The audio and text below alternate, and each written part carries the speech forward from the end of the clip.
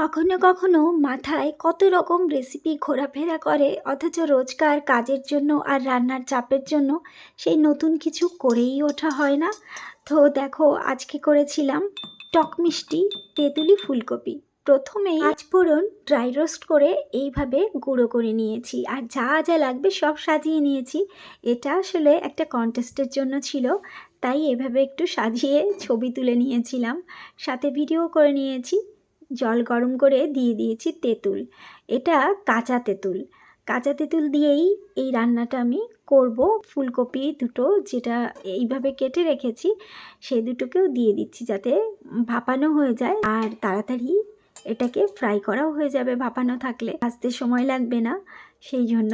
আর জল যখন এভাবে ফোটে ওই সময় দিলেই সুবিধে, খুব তাড়াতাড়ি এই ভাপাটা হয়ে যায়। আর একদম সফটও হবে না, এটা জাস্ট আধা আধি হবে আর কি, গলবে না একদমই, পুরোপুরিভাবে যেন না গলে।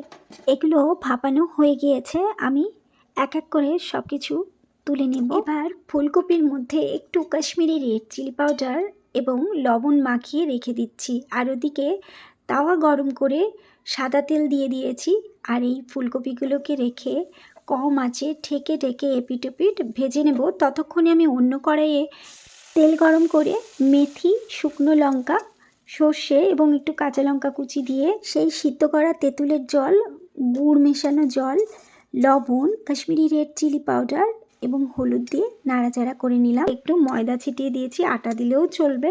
এটা হয়ে গিয়েছে। লাস্টে গ্যাসটা অফ করে আমি লেবুর রস দিচ্ছি। এই সময়ই ফুলকপিগুলো দিয়ে একটু এদিক ওদিক এক মিনিট ঘুরিয়ে ফিরিয়ে নিলে আরও ভালো হয়। তবে আমি ছবি তুলব, তাই আমি এটাকে উপর দিয়ে রেখে দিচ্ছি যাতে ছবিতে খুব সুন্দর আসে, আর এতেও কোনো প্রবলেম হবে না। এবার দেখো, উপরে সেই ভাজা মশলাটা দিয়ে দিয়েছি।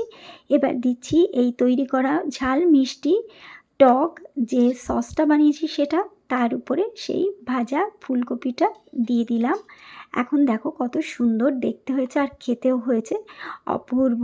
এই টক মিষ্টি ফুলকপিটা খেতে এমনিই সুন্দর লাগছিল, কিন্তু চাইলে তোমরা ভাতের সঙ্গেও খেতে পারো বা রুটির সঙ্গে। তো আজকের এই রেসিপিটা, থালি সাজানোটা তোমাদের কেমন লাগলো জানিও।